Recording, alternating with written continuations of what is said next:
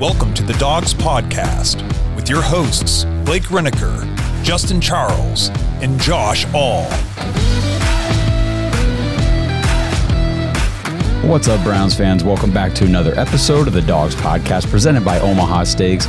Josh All alone with you on a Tuesday morning, and I really want to continue the discussion talking about all the coaching rumors and things that are going around with the Browns. You know, we talked about it the other night on the live show and said how this is a luxury, honestly, for the Browns to be able to do these types of things in the offseason. They get to kick off the 2024 by moving around some of their positional coaching, names and personnel, trying to improve the passing game in general.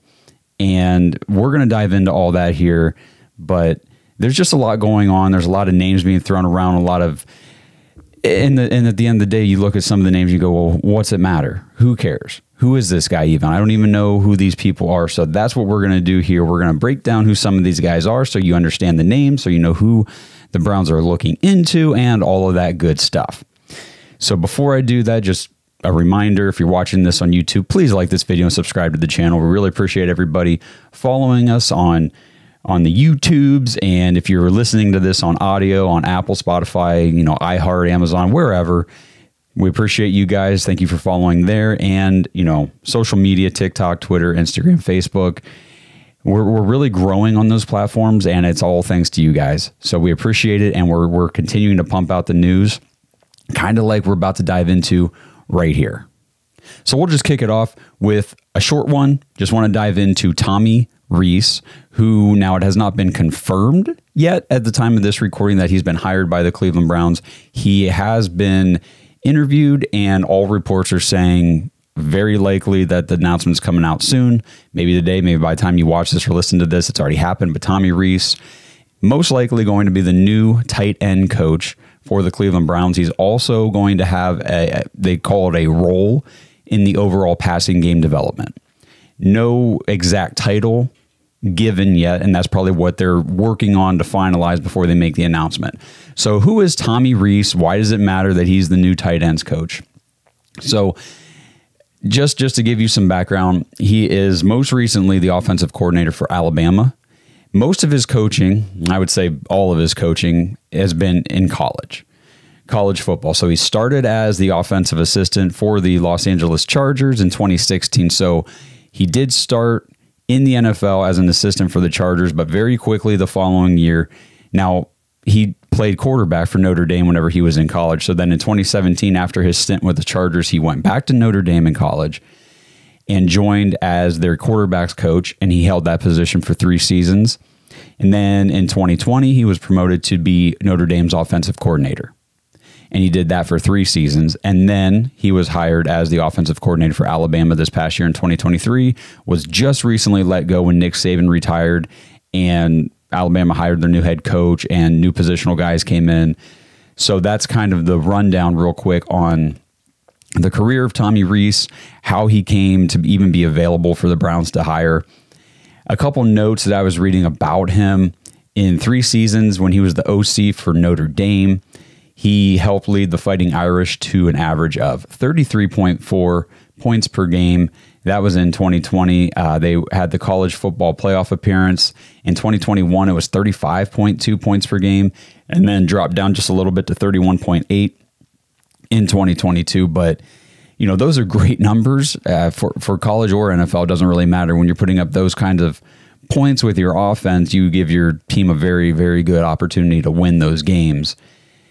There was a couple notable names that have come out, players that have come out in the NFL under the tutelage, the development of Tommy Rees, and that would be All-American tight end Michael Mayer, who just got drafted last season and plays for the Raiders, and a guy we're familiar with when we went out to L.A. and got beat by the Rams, running back Kyron Williams, also came out under Tommy Rees. So from what I've been reading and what I can understand about the Browns' vision for Tommy coming into the organization is he's not just the tight ends coach, but he's an overall developmental guy. And, with this whole quote unquote role in the overall passing game development. There's a large focus, and you're going to see that with every name we talk about. The Browns are focused on developing the passing game, and we've talked about it for years. You know, the offense that Kevin Stefanski is running can be a very good offense, but like we talked with Jake Burns, the way we've come to understand it, it has to be executed very, very precisely. Timing, rhythm, and it's just those kind of offenses are very hard. It doesn't matter who your quarterback is. We can say, oh, Deshaun Watson doesn't execute it very well, whatever. It is not easy for players to execute. We saw that a lot this year where Kevin Stefanski would call great plays, scheme guys wide open. We're sitting there watching the games going, and Njoku's wide open underneath. There's Jerome Ford, just, dump it off to him. And either quarterbacks can't execute the offense. Sometimes the receivers aren't running the right routes. Cedric Tillman, that was my big beef with him. And, where were some of these tight ends? Where's Harrison Bryant been? So the execution has been poor. We harped on it all season. And I think we saw something similar with the defense last year, the last 3 seasons under Joe Woods, where it was too complex. It was just too complicated. There was so much miscommunication. The players looked lost, which we've seen from a lot of players on offense recently. And, it doesn't mean that Joe Woods, and we gave Joe Woods a lot of shit, but it doesn't mean that he had a bad defensive scheme. It just means that whatever it was, his way of communicating it. Think about your teachers back in high school and stuff. We all had teachers who could communicate and were good teachers. They could relay the information and help you understand it in a way that made sense. And then we all had teachers that were just terrible. Doesn't mean they didn't know the material and they weren't very smart. They just had very poor communication skills, very poor ways of relating the information. So to me, that was Joe Woods. You saw the difference this year with Jim Schwartz. Complete 180. This team was on point, knew their assignments, communicated, and they were just flying to the football. And it was just, that made all the difference in the world. And I'm expecting to see that, and I think that's what they're gearing up for on offense, is to bring in a more simplified, modern, updated scheme that, the players have an easier time executing and kind of plays to guys' strengths a little better. So that's where I think Tommy Rees is going to slot in. I think he is going to help the development of some guys. We had an argument the other night on the show about, the development this year of Cedric Tillman. We can all agree that David Bell has not progressed the way we hoped, or I'm sure the team was hoping for when they took him in the 3rd round. And guys like Anthony Schwartz, who's already gone. Elijah Moore didn't do a whole lot this year in his 3rd season in the NFL. So we're hoping to see a big jump from a lot of players and bringing in guys who have a solid track record of developing players. That's just going to help. So while this might be the only time you even hear the name Tommy Rees the rest of the season, because he's the tight end coach for the Cleveland Browns. How many times did we talk about T.C. McCartney last year? I would say 0. So it might be the last time you hear of him. But just know that this is the philosophy the Browns are looking for. These are the type of guys that they're bringing in. What's up, Browns fans in Ohio? If you haven't signed up for Caesars Sportsbook yet, now is the perfect time to do so with the NFL playoffs underway. New customers will get their first bet on Caesars up to $1,000 when signing up with our promo code DAWGS1000. That means if your first bet loses, you will get your full wager returned as a bonus bet up to $1,000. Caesars offers daily profit boosts as well as Caesars rewards credits on every wager, which can be redeemed for bonuses, sports tickets, and other VIP experiences. If you're ready to join Caesars Sportsbook, go download the app and register with our promo code DAWGS1000 to make sure your first bet is covered. Offer is only available for new customers who are 21 and older and physically present in Ohio. Please gamble responsibly. If you or a loved one has a gambling problem, call 1-800-GAMBLER. Check the episode description for the full terms of the offer to see if you can qualify. Okay, the big name, the one I really want to focus on here, today specifically, because this could be the day that the Browns find their new offensive coordinator, and we're going to talk about all this. Jerrod Johnson had a virtual interview with the Browns yesterday, on Monday. Today, Tuesday, he is coming into Cleveland for an in-person interview, so already This is 2 interviews with Jerrod Johnson. Now, just to backtrack real quick, the Browns kicked off the offseason and, they fired Alex Van Pelt. They're looking for a new OC. They bring in Andy Dickerson, who I'm going to talk about here in a second. And he's the current offensive line coach for the Seattle Seahawks. Brought him in for an offensive coordinator interview. That one was a little head-scratching at first. We'll talk about it here in a second. Makes more sense now with other things going on around the league. And then the only other confirmed offensive coordinator interview they've had has been Ken Dorsey. And like Blake said the other night on the show, we want no part with Ken Dorsey. Just miss us with that. Not too interested in what he has to bring to the table. But, the Browns have got to do due diligence. They got to bring guys in to get an idea. I mean, you don't want to interview one person and say, well, that was the best interview ever, because you've got nothing to compare to right now. So they're bringing in other guys, and who knows, maybe Ken Dorsey, they have interest in him in a different position, kind of like I think they did with Andy Dickerson. So back to Jerrod Johnson. We talked about it last week that there's a very strong possibility, looking at who the Browns had already brought in and the rumor mill and all that kind of stuff with some of the names floating around. It's like, who are the Browns really interested in? And we said there's a very strong possibility whoever the Browns are actually seriously looking into for offensive coordinator could very well still be in the playoffs. And at that time last week, the Houston Texans were still in the playoffs. They just lost in the divisional round on Saturday. So now the Houston Texans coaching staff becomes open for interviews. And immediately you see multiple teams. The other one that is confirmed to already have had a virtual interview with Jerrod Johnson yesterday on Monday was the New Orleans Saints. So I didn't know a whole lot about Jerrod Johnson, did some research, read some things about him. Apparently this guy is being touted as an up-and-coming quarterback, an up-and-coming coach in the NFL. I've seen him touted as a rising star in the coaching ranks. Like I said, up-and-coming guy. And he is, what they said is he worked very closely with the current Texans offensive coordinator, Bobby Slowick, this season in the development and the progression and performance of C.J. Stroud. And that makes these coaches very attractive to teams looking for a spark offensively. And Bobby Slowick is a hot head coach candidate right now. So now that the Texans are out of the playoffs, Bobby Slowick is going to start getting interviews to be a head coach somewhere in the NFL. Now, will he actually become a head coach? Will somebody hire him? It doesn't always happen. I mean, Kevin Stefanski was a name being interviewed for a head coaching position. The Browns interviewed him, and then nobody hired him. And he went back to Minnesota to be their OC. And then the next year, he became the head coach for the Cleveland Browns. So the same type of thing could work out with Bobby Slowick. Maybe this is not the year he becomes a head coach, but he's at least going to be getting interviews. And what the reports say is that if he leaves Houston to be a head coach somewhere else, the most likely name to be promoted, not hired from the outside, but to be promoted into the offensive coordinator role would be Jerrod Johnson. This guy, they're very high on him. They really like him. And apparently he is a guy being sought after by many teams.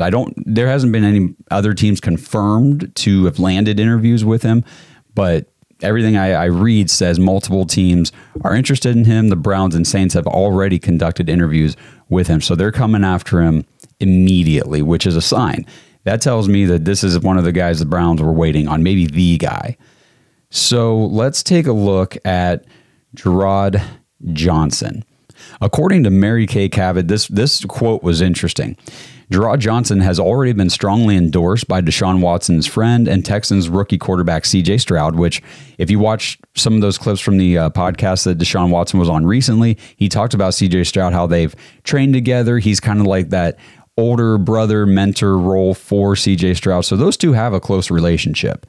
And I think that's very interesting that, C.J. Stroud very high on this guy, on Jerrod Johnson, and Deshaun Watson's personal quarterback coach, Quincy Avery, also has spoken very highly of Jerrod Johnson, endorsed him. I don't know. I thought I saw somebody posted where Deshaun Watson has come out and said, yes, I would strongly approve of Jerrod Johnson becoming the offensive coordinator. I don't know if that's actually true or not. I haven't been able to find it myself. But it is good to see that these other people linked to Deshaun are very high on this guy. Jerrod Johnson is 35 years old, so he is a young guy, and I think while you don't necessarily need to be a young guy in the NFL right now to have a different, more modern perspective on the offense of the NFL, it helps. I would imagine it helps. He played quarterback for Texas A&M in college, went undrafted in the NFL in 2011, and then just as an NFL player, he spent time on multiple different rosters, different training camps, preseason rosters. I don't believe he ever made an NFL roster, and he never took an NFL snap. So not that any of that really matters as far as coaching goes, but it's just a little background so we're familiar with this guy, because I think there's a strong chance that he doesn't leave Cleveland without a contract, because he's coming in for an interview, and we know that the Saints have already interviewed him virtually, and they're probably waiting to get an in-person interview with him as well. If this is the guy the Browns want, and he comes in today for an interview, they're not going to be able to let him leave Cleveland without hiring him, because he's going to go get interviews other places. And like I said before, if Bobby Slowick gets hired off this week, to another team to be their head coach, and Jerrod Johnson gets that promotion in Houston, boom, he's promoted to offensive coordinator role in the organization he's already a part of. So he would be out of the running. And if this is the guy the Browns want, and I'm getting a strong suspicion that he is, then today could be that day where we see the announcement for the new offensive coordinator for the Cleveland Browns. So stay tuned for that news. Jerrod Johnson, current quarterback coach for the Houston Texans, coming into Cleveland today. Is going to be interesting to see how this plays out. But whether he does actually become the new OC for the Browns or not, this is the first guy that I believe the Browns are seriously, genuinely interested in. One last note of importance, at least that I think is pretty important for Jerrod Johnson. He started his coaching career with the San Francisco 49ers in 2017. Now, that was Kyle Shanahan's first season as the head coach. So just try to follow the coaching tree and the path here for Jerrod Johnson. In 21, Mike LaFleur left the team. Slowick took on new responsibilities on the offensive passing game specialist. Okay, so we're seeing a trend here, a theme. Bobby Slowick in San Francisco with Kyle Shanahan. He's there with Jerrod Johnson in San Francisco with Kyle Shanahan. So Slowick gets promoted to be the offensive passing game coordinator. These guys are heavily involved in the passing game for the 49ers, and a lot of people use the 49ers, Kyle Shanahan, as sort of like that benchmark for offensive-minded guru, genius, one of those guys in the NFL. You've got, your Matt LaFleur, you've got your Sean McVay, Andy Reid, Kyle Shanahan. These are some of the bigger coaching names in the NFL currently, kind of this little era we're in, and the guys that come out from underneath Shanahan tend to have very, very good success in the NFL wherever they go. And, Bobby Slowick then gets hired on as the OC in Houston with DeMeco Ryans as the head coach, who was in San Francisco. So these guys are all coming from San Francisco. They know each other. They've got experience with each other. And so DeMeco Ryans brings over Bobby Slowick, who brings over Jerrod Johnson, working very closely in that passing game development.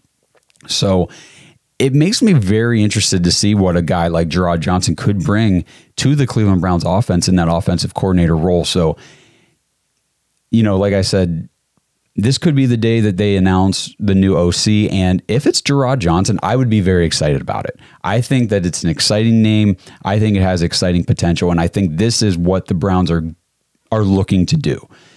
So kind of in summary, Jerrod Johnson's connection through the coaching tree with Bobby Slowick, with Kyle Shanahan, the San Francisco 49ers offense that has proven, different elements and themes and schemes of that offense have proven to be successful in other places in the NFL.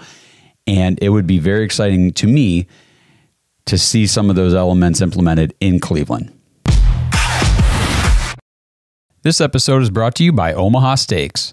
Browns fans, February is almost here, and that means it's time to start thinking about that upcoming holiday and making plans to share a meal with someone special. That's right, it's almost Super Bowl Sunday, and for those of us also celebrating Valentine's Day, Omaha Steaks has you covered for it all. For a limited time, listeners of this show can go to omahasteaks.com/dogs, DAWGS, and receive 4 free air-chilled boneless chicken breasts and 4 free rich, juicy boneless pork chops with your order. So now is the perfect time to plan ahead for the big holidays coming in February. Load up for the Super Bowl and for Valentine's Day with Omaha's selection of steaks, including the butcher's cut filet mignons, bacon wrapped filet mignons, the top sirloin steaks. Those are my favorite, but these steaks are all awesome. Throw in some Omaha steak burgers, jumbo franks, seafood, ready-to-eat meals, desserts. Oh my goodness, you have to get the caramel apple tartlets for Valentine's Day. Whatever you do, get those. Just make sure you head to omahasteaks.com/dogs. Get those 8 additional free items added to your order, the 4 boneless chicken breasts and the 4 pork chops. Trust me, this stuff is totally worth it. You will wow everybody at your Super Bowl parties, and you will wow your special somebody on Valentine's Day. Mark my words. Get to omahasteaks.com/dogs right now. Score those 8 free additional items with your order. There's nothing better than buying great food and getting free great food along with it. omahasteaks.com/dogs. Minimum purchase may apply. Andy Dickerson. Let's just go back to this guy for a minute, because he was the first person the Browns interviewed for their offensive coordinator position. Was a kind of a head scratcher at the time. Like, okay, I don't really understand Andy Dickerson. He's not this. What we had heard was we want emphasis on the passing game development. That's kind of the general theme for the Browns offseason as far as the offense is concerned.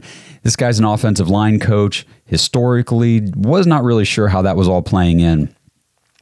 So there's a couple factors here.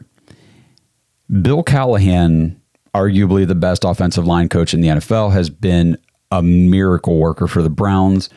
Such an underrated MVP on the coaching staff for this team. I mean, he's been able to get the absolute most out of every offensive lineman he's worked with. I made the comment on the live show the other night. You know, we harp on Jed Wills. How come Bill Callahan can't get more out of Jed Wills? And I said, what if he has? What if that's the most anybody was ever going to get out of Jed Wills and Bill Callahan got it? You know what I mean? We have no idea what Jed Wills, he might have flamed out completely somewhere else, and Callahan has kept his career afloat. We don't know, but we can look at the overall body of work for Bill Callahan and say, yes, he has been successful. He has worked wonders with other guys.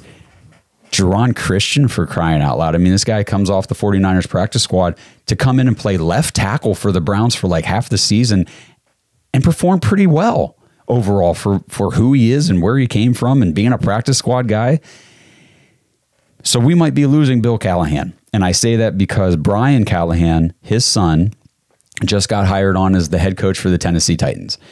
The comments have been made, reported in years past. Brian Callahan would love to coach with his father. Bill Callahan would love to coach with his son. It makes sense. I totally understand that. So there is a strong possibility, a lot of speculation that Brian Callahan is going to hire Bill Callahan onto his staff, and Bill Callahan could be leaving Cleveland. That sucks. That would be a huge blow to the coaching staff, to the team. The offensive line would miss Bill Callahan very badly. So with that knowledge all kind of being foreseen, this is another one of the Browns, Kevin Stefanski, Andrew Berry playing chess, not checkers in the offseason. It's amazing what these guys are doing. They're looking ahead and seeing these possibilities and saying, well, let's get an offensive line coach that we like, that we would want to have on our staff, and let's just bring him in for an interview. We don't have an open O-line coach position to interview for, but we do have an offensive coordinator spot. They bring in Andy Dickerson. They interview him. If Bill Callahan leaves, I would not be surprised to see them bring in Andy Dickerson as the new O-line coach, you know, with a side role, a different title, probably in passing game development or something like that. So just another interesting note, though, about Dickerson. He did coach with the Browns in 2009, defensive quality control coach, and he was the assistant offensive line coach in 2010. So he's already been in Cleveland. He's already been an offensive line coach role with the Browns in the past.